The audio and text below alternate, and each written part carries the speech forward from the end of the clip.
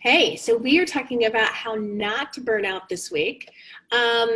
Here's today's question. I can't walk away from my to-do list even when I'm not working. I'm still thinking about a bill or a referral or a client's progress. How do I shut off? So thanks to TherapyNotes for sponsoring us. So I'm going to steal some of this answer from my private practice life balance course. And if you want more, you're welcome to dive into the whole course over at abundanceparty.com. So I see this as layered. One layer is systems related and the other layer is emotional.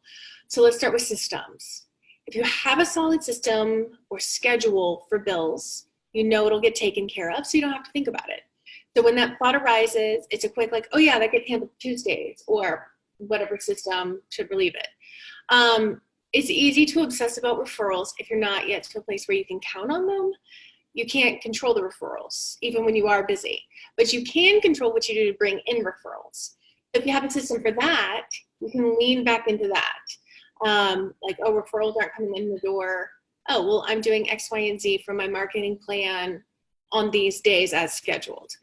A client's progress, not your responsibility. I know it doesn't feel like that all the time, but your rumination isn't going to hasten their progress. If you feel like you could be doing more impactful work with them, joining a consultation group or seeking regular supervision can take some of that pressure off. And you can think about the client and then remind yourself that you have trusted colleagues that you can consult with in order to, discuss whatever it is you're worried about next Thursday, whatever day you meet. And you can just kind of be like, I'll work on that Thursday.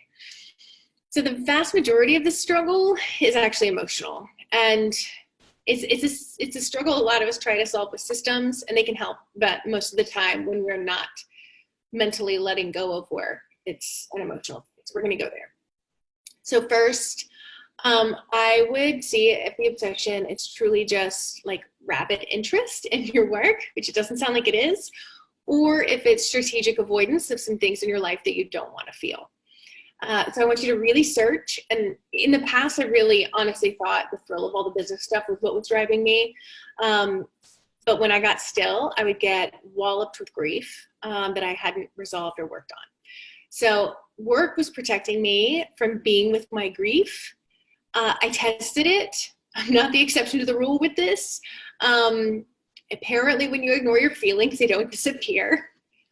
You're probably not the exception to the rule here either.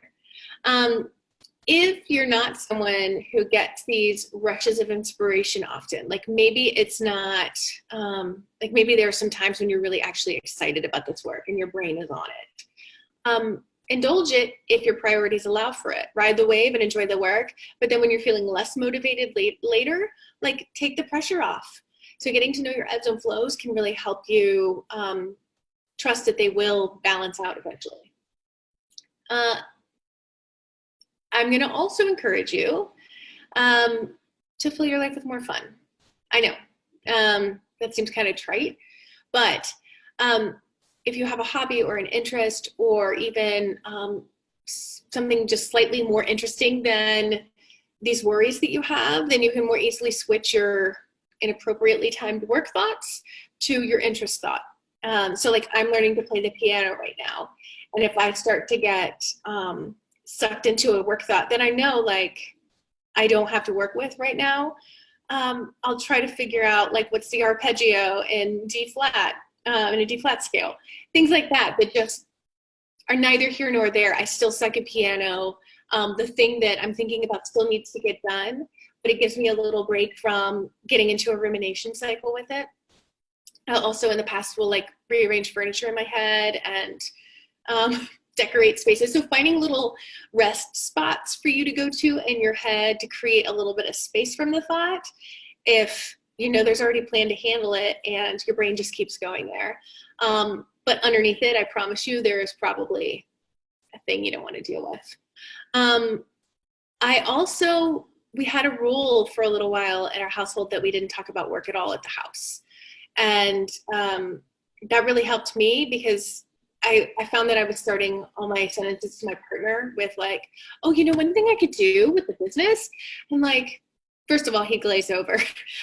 Second of all, it showed how much I was not present in my relationship, and I was in such a habit of thinking about work stuff, and not vocalizing it actually took a lot of the thoughts away, and that was helpful. I also spend less time talking about business stuff with some of my business geek friends than I used to. So like, I mean, I have a lot of friends who also do private practice consulting, and we know each other a lot better personally now because we don't just talk about like work ideas and all the fun businessy stuff that we like to think of. And I'm recognizing that for me, a lot of this brought pleasure, like to think and talk about work. But it sounds like for you, it's more just the awful ruminative, like, oh, my list is never ending kind of stuff. And that's one thing about private practice, y'all, is there's always more you can be doing. So it's also smart to know when to stop doing things, like billing you should do, following up with referrals you should do. But sometimes we get a little space, and so we throw another marketing strategy on top. You don't need to do that. You need no more than 5 max. And some of those need to be set it and forget it, like write a really great online profile, like for Psychology Today or something like that, if that's one of your chosen strategies, and really nail it. Sorry about that, human moment. Yeah, I also have a weekly mastermind that I'm a part of that really helps me when my mind really wants to hold on to a work thought. I can be like, oh, I can talk to them about that, Wednesday, and I don't have to work all that out for myself right this second. So my advice to you is to implement some systems, and then to be still and let the work thoughts come up and see if the systems help.